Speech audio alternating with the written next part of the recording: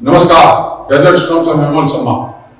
विधानसभा चुनाव में मात्र 2 महीने बाकी हैं। अब तक ऐसा लग रहा था कि जैसलमेर विधानसभा सीट पर कांग्रेस की ओर से मात्र वर्तमान विधायक रूपाराम ही कैंडिडेट होंगे, मगर पिछले दिनों जिस तरह से कर्नल मानवेंद्र सिंह ने अपना इस विधानसभा सीट पर कांग्रेस की ओर से दावा ठोका है, यहाँ के सियासी समीकरण बदल गए। भाजपा और कांग्रेस दोनों ही नए सिरे से सियासी समीकरणों को बनाने के लिए जुट गई है। जहां तक बात है कांग्रेस की, कांग्रेस के रूपाराम जो यहाँ से लगभग प्रत्याशी माने जा रहे थे, उनके बारे में ये कहा जा रहा है कि उनको किसी ऐसी सीट पर शिफ्ट किया जा सकता है जो अनुसूचित जाति जनजाति के लिए रिजर्व हो।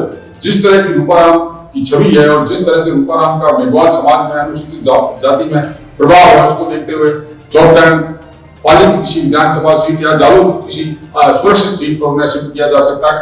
और दूसरी ओर मानवेंद्र सिंह जैसलमेर विधानसभा सीट से कांग्रेस के प्रत्याशी हो सकते हैं। कर्नल मानवेंद्र सिंह के बारे में अगर चर्चा करें तो कर्नल मानवेंद्र सिंह भाजपा के शिव से विधायक और बाड़मेर जैसलमेर लोकसभा सीट से एमपी रह चुके हैं।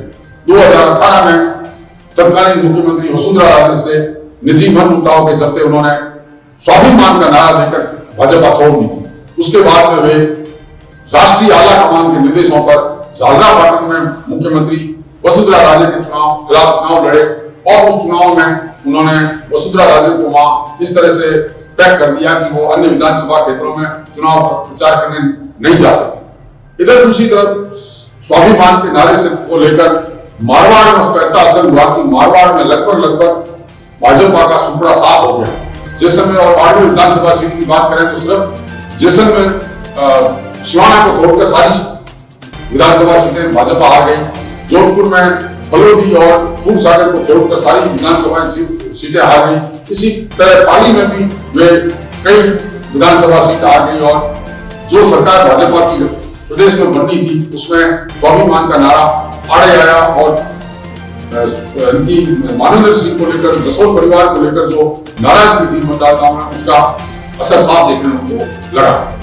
अब जब मानवेंद्र सिंह ने जैसलमेर से दावा ठोक दिया तो एक बार फिर से यहाँ के समीकरण गड़बड़ाते नजर आ रहे हैं, क्योंकि उनका पोखरण और जैसलमेर दोनों विधानसभा सीट में असर हो सकता है। इसको लेकर भी भाजपा दोबारा से मंथन करने लगी। उसको लेकर कैलाश चौधरी एमपी बाड़मेर जैसलमेर और राज्यसभा के सांसद राजेंद्र गहलोत भी जैसलमेर आकर इस पर मंथन करने में जुट गए हैं।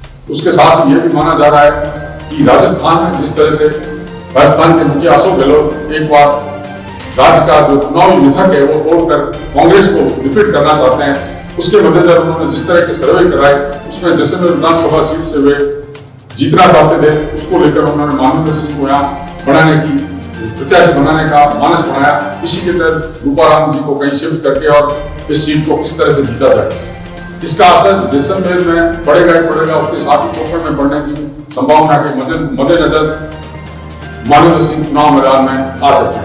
इसको बल उस समय मिला जब कर्नल मानवेंद्र सिंह की तरफ से ये प्रेस विज्ञप्ति जारी की गई है।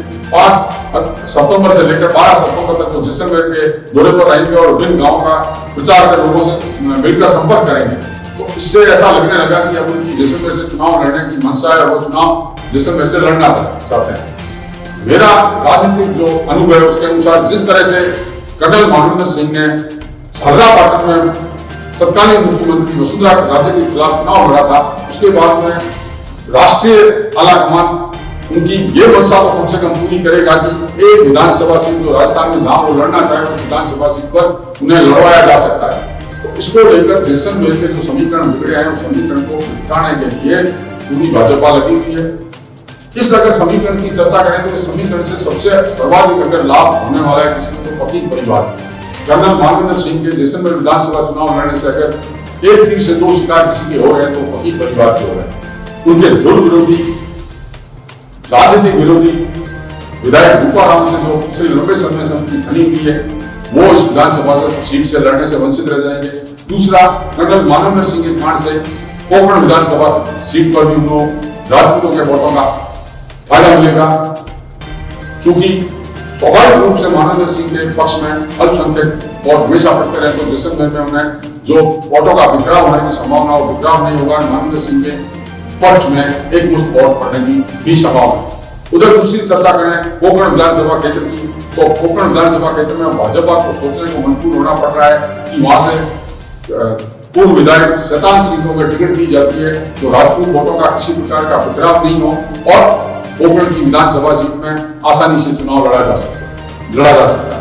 कुल मिलाकर कर्नल मानवेंद्र सिंह के जैसलमेर विधानसभा से तार ठोकने के बाद में जो 86 समीकरण बनते हैं, बिगड़ते हैं, उस पर हमारी पैनी नजर रहेगी और समय बताएगा कि क्या राजनीतिक रोटियां बिठाई जाती है, किस तरह की राजनीति खेली जा रही है। डेजर्ट स्ट्रॉन्ग के लिए अब तक के लिए इतना ही। धन्यवाद।